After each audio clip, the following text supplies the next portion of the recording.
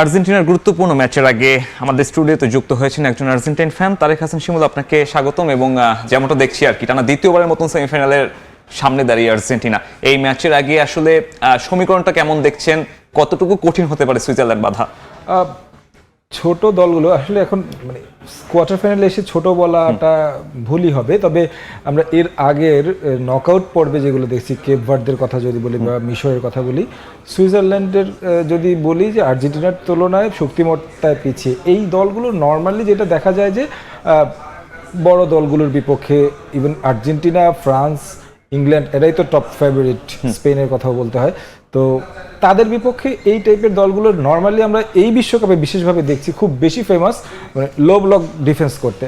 সমীকরণের আপনি যদি বিবেচনা করেন, আমার কাছে মনে হয় যে সুইজারল্যান্ড সেই কাজটাই হয়তো বা করবে এই ম্যাচে। লম্বা সময় আর্জেন্টিনার আক্রমণ ভাগকে দমিয়ে রাখার চেষ্টা করবে এবং শেষ দিকে যে হয়তো বা একটা চান্স নিবে, হয়তো 20 মিনিটস কিংবা 15 মিনিটসের চান্স নিবে, আর না হয় টাই ব্রেকারে যাওয়ার দিকে হচ্ছে তারা মানে চেষ্টা করবে সুইজারল্যান্ড। সেই জায়গা থেকে আরও একটা চ্যালেঞ্জ আমার কাছে মনে হচ্ছে যে আর্জেন্টিনার জন্য মানে ফরওয়ার্ড লাইনের জন্য মেসি কিংবা হুলিয়ান আলভারেজের কথা বলি বা লাউতারো মার্টিনেজ যদি সাবস্টিটিউট হয়, সেক্ষেত্রে হয়তো বা শুরুর একাদশে আলভারেজকে আমরা দেখব। সেই জায়গা থেকে তাদের জন্য চ্যালেঞ্জ। এই কাজটা আবার দুইটা ম্যাচে কিন্তু আর্জেন্টিনা করেছে। যখন দেখেছে ব্লক সামনের ডিফেন্সে রয়েছে, সেই জায়গা থেকে কিভাবে এটাকে ভাঙতে হবে, পরিকল্পনা কিভাবে চেঞ্জ আনতে হবে, সেটা কিন্তু আর্জেন্টিনা করেছে। সেই জায়গা থেকে একটা ভালো অভিজ্ঞতা হয়েছে দুই ম্যাচে, একেবারে হাঁটতে হাঁটতে জিতেছে বলতেই হয়, যেটা মিশরের বিপক্ষে অনেক সমালোচনা ম্যাচটি। তারপরে আসলে আপনার ক্রেডিট দিতে হবে আর্জেন্টিনাকে, 3টি গোল করেছে, যে কামব্যাকটা তারা দেখিয়েছে। সেই জায়গা থেকে আমার কাছে মনে হয় যে এই ধরনের সিচুয়েশন যদি তাদের সামনে সুইজারল্যান্ড ম্যাচে আসে, সেক্ষেত্রে আমার মনে হয় আগের দুই ম্যাচের তুলনায় কিছুটা হলেও সহজে উতরাতে পারবে। অভিজ্ঞতার কথা বলছিলেন, দুই দলের হেড টু হেড পরিসংখ্যান কিন্তু বলছে যে আর্জেন্টিনা কখনোই সুইজারল্যান্ডের বিপক্ষে হারেনি। ইনফ্যাক্ট দুটো ম্যাচ ড্র হয়েছে এবং সবশেষ 2014 বিশ্বকাপের নকআউট রাউন্ডে এই দুই দল মুখোমুখি হয়েছিল, সেখানে যদিও বা আর্জেন্টিনা কিছুটা কঠিন একটা পরীক্ষার মধ্যে পড়েছিল। Thanks goes to Angel Di Maria, মেসির অ্যাসিস্ট ছিল শেষ মুহূর্তে, অর্থাৎ এক্সট্রা যে 30 মিনিট যোগ করা হয়, সেখানে শেষ মুহূর্তের গোলে কিন্তু আর্জেন্টিনা সেই সুইজারল্যান্ড বাধা টপকে ছিল। তবে এই ম্যাচের যদি আমি একাদশের কথা বলি সুইজারল্যান্ডের, আপনি যেমনটা বলছিলেন যে লো ব্লক ডিফেন্স করবে, ওদের কিন্তু মেইন যে ফরওয়ার্ড, সেই ফরওয়ার্ডকে ছাড়া এই ম্যাচ খেলতে হচ্ছে। যদিও বা কলম্বিয়া ম্যাচে আসলে সেই ফরওয়ার্ডকে পাওয়া যায়নি। আমি যদি একটু প্রবাবল 11টা দেখাই সুইজারল্যান্ডের, তারা কিন্তু দারুণ একটা ফরমেশন, যেখানে আসলে ফিজিক্যালি এই যে ডিফেন্ড করাটা, কলম্বিয়ার অ্যাগেইনস্টে আমরা দেখেছি কলম্বিয়া ভালো ফুটবল খেলেছে, কিন্তু দিন শেষে গোলটা কিন্তু পায়নি। এই 11টা যখন তারা নামাবে, অর্থাৎ তাদের মাথায় তো একটা ইন্টেনশন থাকবে আর্জেন্টিনাকে আটকাতে হলে ওই ডিফেন্সটা গুরুত্বপূর্ণ হবে, তাই তো? অবশ্যই মানে ডিফেন্স লাইনটা আপনার হয়তোবা গোটা সুইজারল্যান্ড মানে একাদশকে হয়তোবা ডিফেন্স লাইনে দেখা হয়তো যেতেও পারে, এমনটাই আমরা দেখছি প্রবাবল 11-এ। পাশাপাশি আপনি যদি মানে ডিফেন্স লাইনের পেছনে যাকে আপনি রেখেছেন গ্রেগর কোবেল, তিনি কিন্তু দুর্দান্ত একটা টুর্নামেন্ট কাটাচ্ছে। তার বয়সও কিন্তু প্রায় 40-এর কাছাকাছি বয়স, এবং তিনি লাস্ট ম্যাচটা যেভাবে আসলে সেভ করেছেন, মেসির সঙ্গে তার একটা ভালো দ্বৈরথ হবে, সেটা আমরা হয়তোবা উপভোগ করব।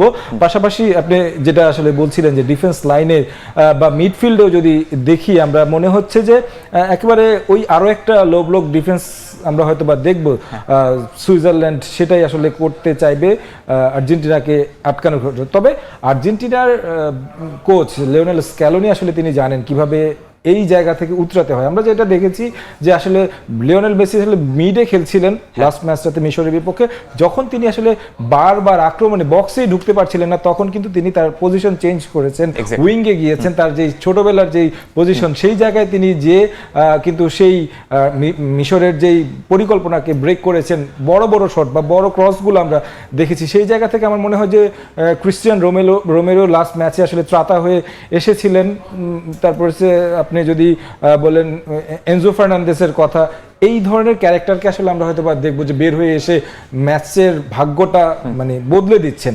কারণ এই ধরনের লো ব্লক ডিফেন্সের ক্ষেত্রে কিন্তু আপনার স্ট্রাইকার যারা থাকবেন, তাদেরকে অলওয়েজ কিন্তু মার্কে ফুল মার্কে থাকবে। সেই জায়গা থেকে তাদের পক্ষে স্কোর করাটা খুব ডিফিকাল্ট হবে, তখন আসলে যে আপনার যদি মিড কিংবা বলি যে ডিফেন্স লাইন থেকে স্ট্রেচ করে এসেই আসলে স্কোরটা বের করতে হবে। এবং শিমুল, সুইজারল্যান্ড এবং আর্জেন্টিনা দুই দলের একটা হচ্ছে সিমিলারিটি, এই ম্যাচে দুই দলই কিন্তু একটা ভালো প্রতিপক্ষের অপেক্ষা আছে। সুইজারল্যান্ড একটা সহজ গ্রুপে ছিল, আর্জেন্টিনার জন্য খুব একটা বড় পরীক্ষা ছিল না। নাম্বার 14 র্যাঙ্কিং এ সুইজারল্যান্ডের বিপক্ষে খেলার আগে অনেকে অনেক কথা বলছে, আর্জেন্টিনাকে সহজ একটা সমীকরণ দেওয়া হচ্ছে এক্সেট্রা, রেফারি সুবিধা অনেক কিছু। লিওনেল স্ক্যালোনি আসলে ম্যাচের আগে কি বলেছেন এই বিষয়ে কিন্তু তার কাছেও প্রশ্ন ছিল। আমি দর্শকদের একটু শোনাতে চাই লিওনেল স্ক্যালোনির সেই কথাটা ম্যাচ পূর্ববর্তী সংবাদ সম্মেলনে লিওনেল স্ক্যালোনি কি বলেছেন এই রেফারি ইস্যুতে। 1986 বিশ্বকাপেও বলা হতো আমাদের প্রতি পক্ষপাত করা হচ্ছে। আমার যতদূর মনে পড়ে আর্জেন্টিনাকে সবসময় আলাদা করে দেখা হয়। সম্ভবত আমরা বেশ ভালো বলে এমনটা করা হয়। এমন অনেকে থাকবে যারা চাইবে না আমরা জিতি, তবে এটা খেলোয়াড়দের আরো ভালো করতে তাতিয়ে দেয়। VAR এর সময় সুবিধা পাওয়া Físico, sí es verdad que él ha hecho una preparación. দর্শক, আবারও ফিরবো আমার অতিথির কাছে। যেমনটা বলছিলেন আর কি, যে সবাই আসলে অনেক মানুষই চায় আর্জেন্টিনা হারুক, এবং এই কনস্পিরেসি থিওরিটা যে এস্টাবলিশমেন্ট, এটা কিন্তু 86 বিশ্বকাপ থেকে শুরু হয়েছে। আপনার কি মনে হয়, মানে এই ম্যাচে তো পর্তুগালের খেলার সম্ভাবনাও ছিল, আপনার কি মনে হয় কোনো ধরনের ষড়যন্ত্র তত্ত্ব কাজ করে? সম্ভাবনা যদি থাকতো তাহলে তো পর্তুগাল থাকতো এখানে, কিন্তু নাই তো পর্তুগাল। আসলে আপনাকে যখন কোয়ার্টার ফাইনাল সেমিফাইনাল খেলতে হবে তখন কিন্তু আপনাকে জিতে এসেই খেলতে হবে। কনস্পিরেসি থিওরি আসলে এটা রাইভাল ফ্যানরা আসলে তৈরি করে। কিছু কিছু জিনিস যে হয়নি তাও না, আমরা যদি হিস্ট্রি দেখি সেক্ষেত্রে হয়তো বা আমরা দেখবো যে এই ধরনের কোনো কোনো ঘটনা কিন্তু হয়েছেও।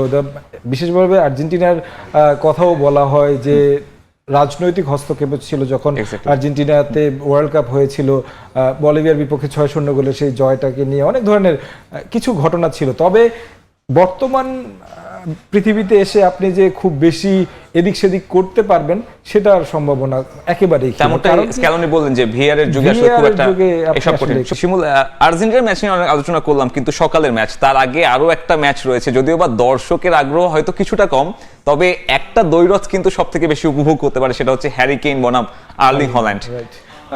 দুইজন ফুটবলারই বয়সের পার্থক্য হয়তো বা বেশ খানিকটা হবে, তবে পারফরমেন্স যদি দেখেন তাহলে সব একেবারে বলা চলে যে পরিসংখ্যান আপনি নিয়ে এসেছেন ম্যাচ 5-4, সেখানে কিন্তু গোলের সংখ্যা আর্লিং হল্যান্ড এগিয়ে, একটা ম্যাচ কম খেলে। হ্যাঁ, শক্তিমত্তার দিক থেকে যদি আপনি বলেন যে নরওয়ে টিমটা হয়তো বা ইংল্যান্ডের মতো একবারে কম্প্যাক্ট টিম না, কিন্তু আর্লিং হল্যান্ড একমাত্র ফুটবলার যিনি কিন্তু একেবারে ম্যাচের চিত্রটাই পাল্টে দিতে পারেন, যেটা ব্রাজিলের সাথে আমরা দেখেছি একাই ম্যাচটাকে ঘুরিয়ে দিয়েছেন। যতটা ব্রাজিল মানে নরওয়েকে যেভাবে চেপে ধরে রাখতে পেরেছে, কিন্তু ওই আর্লিং হল্যান্ডকে আসলে সেভাবে রাখতে পারেনি। ইংল্যান্ডের ডিফেন্স লাইনের জন্য এটা বড় একটা চ্যালেঞ্জ, এবং ডিফেন্স লাইনকে কিন্তু আমরা দেখেছি যে খুব একটা নড়বড়ে, মানে অনেকেই বলছেন যে ইংল্যান্ড 2টা গোল খেলে 2টা গোল হয়তো দিতে পারবে, কিন্তু ডিফেন্স লাইন যদি 3rd গোল কনসিড করে ইংল্যান্ডের যদি তখন কঠিন। এবং হল্যান্ড যেভাবে ফর্মে আছে, অর্থাৎ নিজের জাতীয় দলের হয়ে শেষ 14 ম্যাচে টানা গোল করেছেন, এবং এই বিশ্বকাপে আমরা দেখছি দারুণ ছন্দে রয়েছেন, একটা ম্যাচ কম খেলেও কিন্তু হ্যারি কেইনের থেকে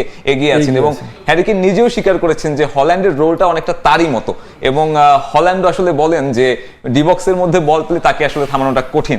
এবং সবকিছু ছাপিয়ে যদি আমি আরেকটু বলি যে এই ইয়র্কশারে জন্ম নেওয়া হল্যান্ড কিন্তু খেলতে পারতেন ইংল্যান্ডের হয়ে, কিন্তু সে কিন্তু সেই মাতৃভূমির টানে নরওয়ে হয়ে খেলছেন, এবং যেভাবে লিড দিচ্ছেন, মার্টিন ওডেগার্ডের কথাও বলতে হয়।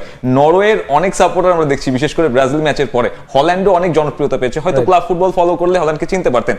হল্যান্ডের জন্য একটা অন্য মাইল ফলক স্থাপনের সুযোগ কিনা?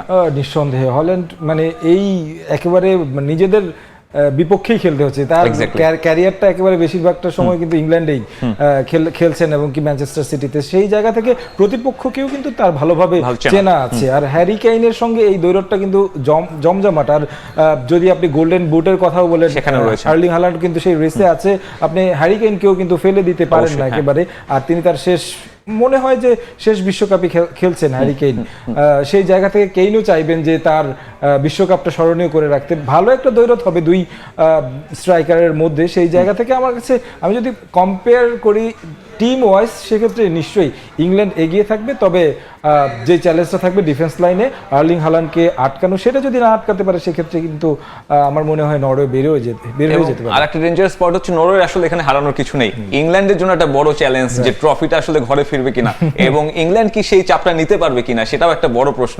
ইটস কামিং হোম আমরা আসলে মানে শুনেই কত যাচ্ছি। বিশ্বকাপ ধরে আমরা এই শুনছি, এইটা মনে হয় যে মানে ফুটবলারদের উপর অনেক বড় চাপ তৈরি অলরেডি করে রেখেছে, এবং সবচেয়ে বড় চাপটা মনে হয় যে ইংল্যান্ডের যেই গণমাধ্যম রয়েছে তারাই বেশি দিচ্ছে। তারাই এই চাপটা অনেক বেশি তৈরি করে ফুটবলারদের উপর। অনেক সময় এই কথাগুলো এসেছে, তবে এবার অন্যান্য ওয়ার্ল্ড কাপের তুলনায় কিছুটা আলোচনা কম আছে, কামিং হোমের গল্পটা কম আছে। তারপরেও আমার মনে হয় যে ইংল্যান্ড যেই ধারাবাহিকতা পারফরমেন্স করে যাচ্ছে, বাধা কিন্তু এরপরে আবার আর্জেন্টিনা আসবে। যদি Exactly, আর্জেন্টিনা হ্যাঁ, জিততে বড় পারে বাধা। সুইজারল্যান্ডের বিপক্ষে, সেক্ষেত্রে মনে হয় এই ম্যাচটা খুব জমজমাট ম্যাচ হবে। এবং মেক্সিকো ম্যাচের পরে নিঃসন্দেহে হয়তো ইংল্যান্ড একটু বেশি আত্মবিশ্বাস পাবে। শিমুল, আপনাকে অসংখ্য ধন্যবাদ।